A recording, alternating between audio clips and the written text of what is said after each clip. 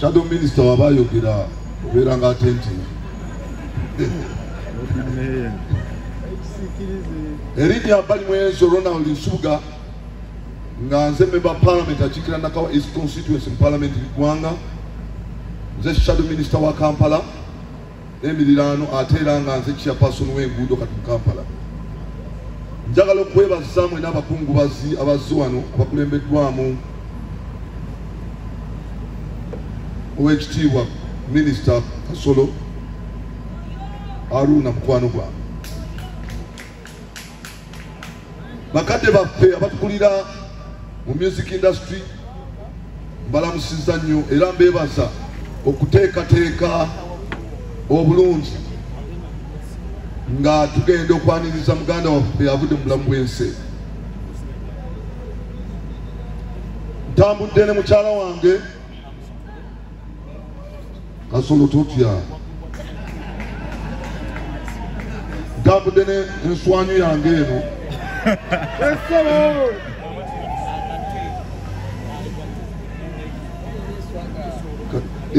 Mukyala nange Katonda bw'atyo manye okugulu kwange kwagenda nafuna accident.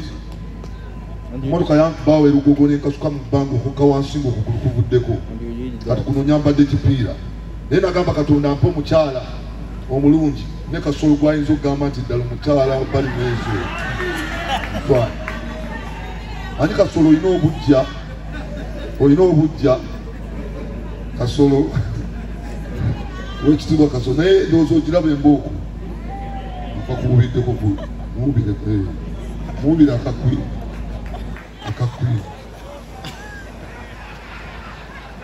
era njagala okwebaza muganda wange Robert ate ntambuddeko ne Musumba Kizza. Ndi musajja mulokole. Bayibuli egamba nti beesiimye abafu abafiira mu Mukama waffe Yesu.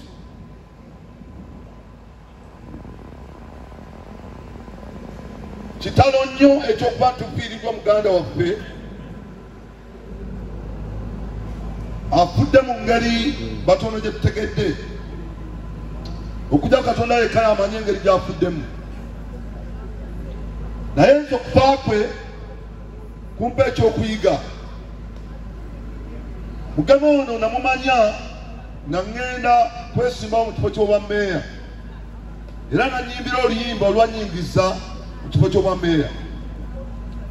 N'akomawo n'ayimba oluyimba yalukolera vidiyo yagikolera waka wange. Ye musajja eyatuukako mu kisenge kyange era nga mukyala wange ono amukkiriza akwatiremu vidiyo. Mu ghetto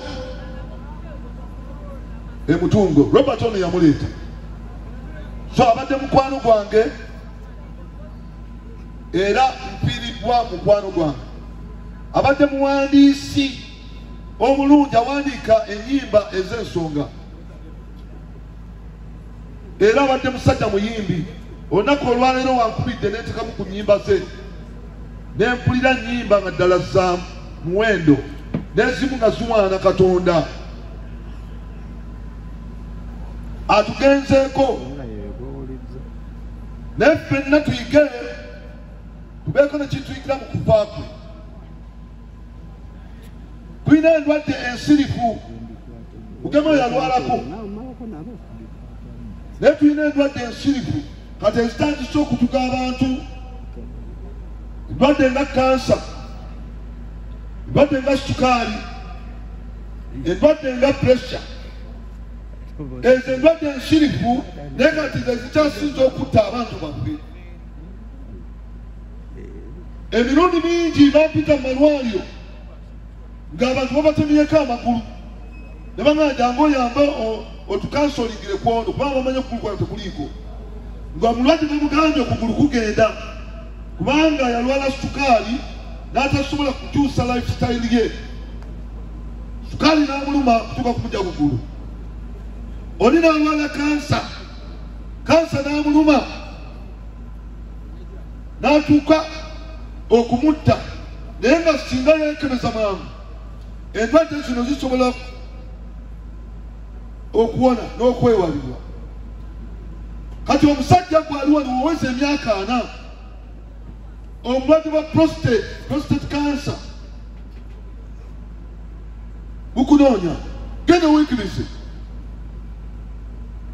osobola okuwona singa manaati otegeera mangu naye tetulina culture yakwekebeza ndwadde zino newesanga nti okutuka bukutusi nga nakalondebwanga member parliament mu covid awo mwana watu nagenda mu ddwaliro nga pressure numa netuka mu ddwaliro ne driver wange bamwita waswa yavuganga mu taxi wange naye nankanekebeze mu lusaago yagenda okukakana nga ye mulwadde okusinga nange yali agenze era bamukwatira mu ddwaliro naye wayitawo ennaku ntono mwana watu nga tusa mu palamenti yali addayo pressure nemuba nemwasa omusuwa gw'obwongo era afa kati no kiba kirungi tukozesa eddagala wekuba kukyusa lifestyle gikyuse naddala wosanga nga ki nga ddala oli mulwadde tunyoleddwa nnyo okufiirwa omuvubuka omuto abadde omugaso eri music industry abadde omugaso eri eggwanga tugenda kunyolwa nnyo njagala okusaasira bakadde baffe abadde bawangala naye naddala mu aba music industry mbasaasira nnyo okufiirwa omusajja abadde omugaso mu industry era nsaba Katonda omwoyo gwe agulamuze ekisa mbeebaza nesekwebaza yenna bayibuli egamba nti Katonda alituula ku namulondo ye Yesu Kristo n'ayawula